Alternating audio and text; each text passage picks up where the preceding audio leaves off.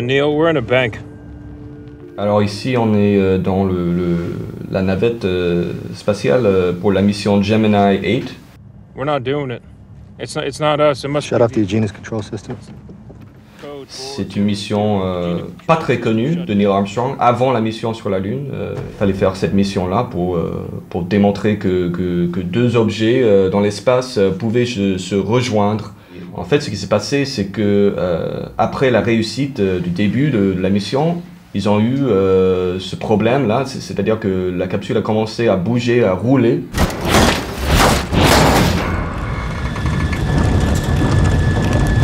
Très rapidement.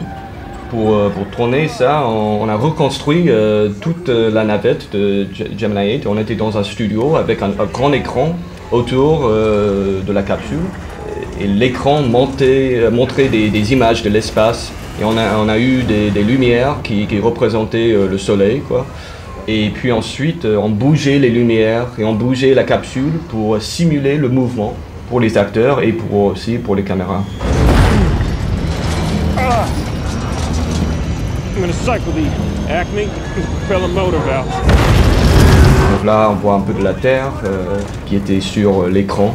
C'était important de faire les effets avec des méthodes anciennes, des méthodes pratiques dans la caméra, pendant le tournage, pour que les acteurs voient ce qu'on voit dans le film fini. Ce truc-là, le gyroscope, donc au début, on le voit vraiment du point de vue de Neil Armstrong, et tout est assez statique, tout est assez calme, et ça bouge un peu. Comme, je sais pas, on dirait comme dans le film Les Dents de la Mer de Spielberg, quand on voit une petite vague ou un petit mouvement de quelque chose sur la mer, on a l'impression, oh là là, il y a quelque chose là-dedans, mais c'est très subtil.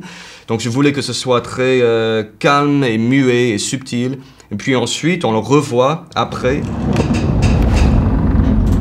Et là, ça va beaucoup plus rapidement et on commence à rapprocher là-dedans. Alors que pendant le tournage, je pense qu'on restait assez statique, même dans le grand plan là. Et dans le montage, j'ai découvert que ça aiderait de pousser le caméra, de pousser l'image un peu juste comme ça.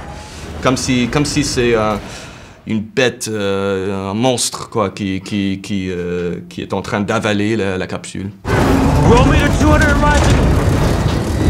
Les plans proches et le montage assez rapide, tout ça, c'était important pour vraiment pour que le spectateur ait l'impression d'être dedans la capsule avec les astronautes et tout proche, quoi. Je voulais aussi que le film soit un peu documentaire, quoi, dans le style. Il fallait que la caméra trouve des plans qui seraient possibles. C'est-à-dire que on peut le voir dans le clip là. On sort rarement de la capsule dans l'espace et tout ça. On est presque toujours dedans la capsule avec les astronautes et très proche parce que c'est comme ça que ce serait en vrai.